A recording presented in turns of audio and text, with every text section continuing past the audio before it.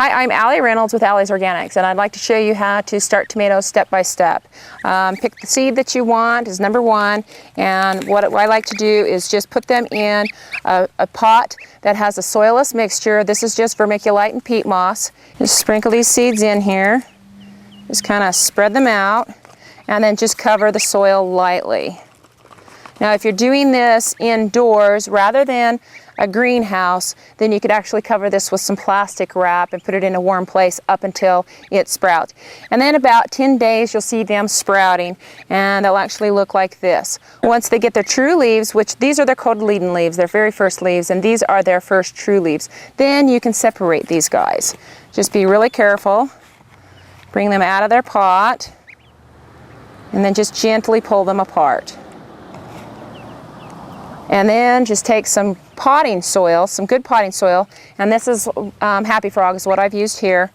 Just make an indentation, put that guy in there, go deeper than what he was in the other pot, and then just kind of firm him in a little bit, not too hard, and then watering. And then he'll just start growing and then growing. And once they hit this stage, they're ready to be planted out.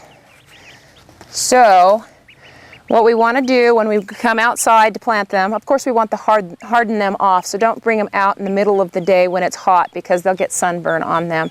And just bring them out and put them on a porch, let them kind of get used to the outside temperatures. So about an hour before we plant this, we want to water it down with some kelp meal tea. And kelp meal tea is just something that I make with 1/4 of a cup with kelp meal mixed into a gallon of water a couple days before, swished around, and then it just kind of steeps, and then I water that in really well. So after it's sat for an hour, then I have my soil that's already been prepped. There's compost been added to it, tilled in.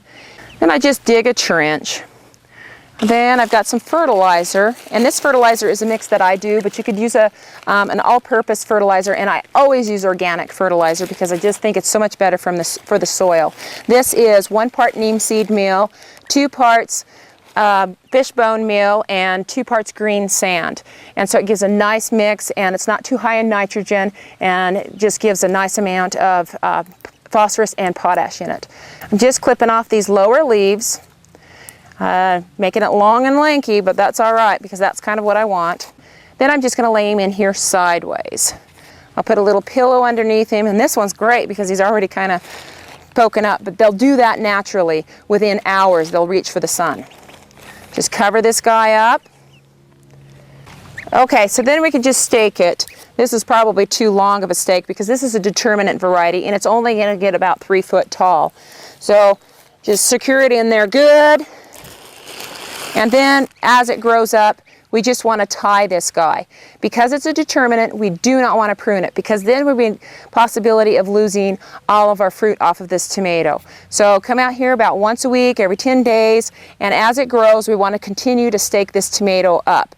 Keep it moist. If it feels like the surface is dry, stick your finger in the soil, and if it's moist down there, then you're okay. But if it starts to dry off more than the length of your finger right here, then you know it's time to water. Keep the water level just nice and just even throughout its growing season. That way you don't have any blossom end rot problems or anything like that.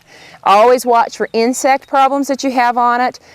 Come out in the evening time. That's the best time to check for tomato worms. If you see them, pick them off. If you can't pick them off because they're too many or you just don't like to, then go ahead and squirt them with some garden dust, some BT, Bacillus thuringiensis powder. It's safe.